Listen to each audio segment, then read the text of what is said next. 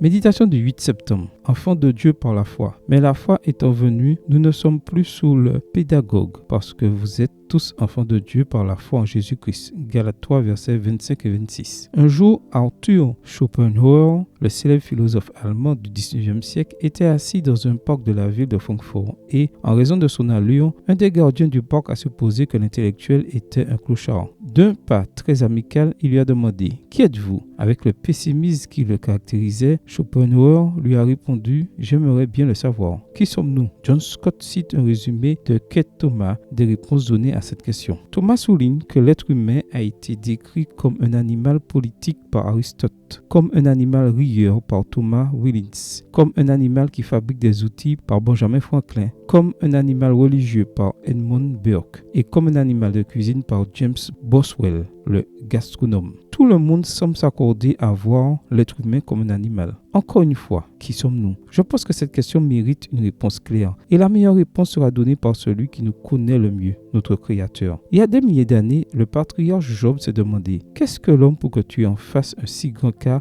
pour que tu prennes garde à lui, pour que tu l'inspectes tous les matins, pour que tu le scrutes à chaque instant. » Job 17, verset 18 dans la version Osterval. Malgré les épreuves, lorsque la tempête fait rage et que les perspectives s'assombrissent, on voit Job comme quelqu'un qui occupe une place privilégiée dans le cœur de Dieu et qui fait l'objet d'un examen divin. Peut-être que, pour beaucoup de gens, vous ne valez rien et que, pour d'autres, vous n'êtes qu'un simple animal. Quelqu'un pense peut-être même que vous êtes un clochard et il est donc certainement incapable de vous comprendre et de vous apprécier à votre juste valeur. Quoi qu'il en soit, le Dieu des cieux a décidé de concentrer toute son attention sur vous. Notre Créateur se plaît à veiller sur chacun de ses enfants. Ainsi, lorsqu'on vous demandera qui vous êtes, vous pourrez dire « Je suis la personne qui est gravée dans le cœur du Créateur, que vous êtes la prunelle de ses yeux » voir Zacharie 2, verset 8. Celui qui a été racheté à grand prix, voir 1 Corinthiens 6, verset 20. Le trésor spécial du Seigneur, voir Exode 19, verset 5. Et tous ensemble, d'une seule voix, nous pourrons dire que nous sommes tous enfants de Dieu par la foi en Jésus-Christ. Amen. Bonne journée à vous et que le Seigneur vous bénisse.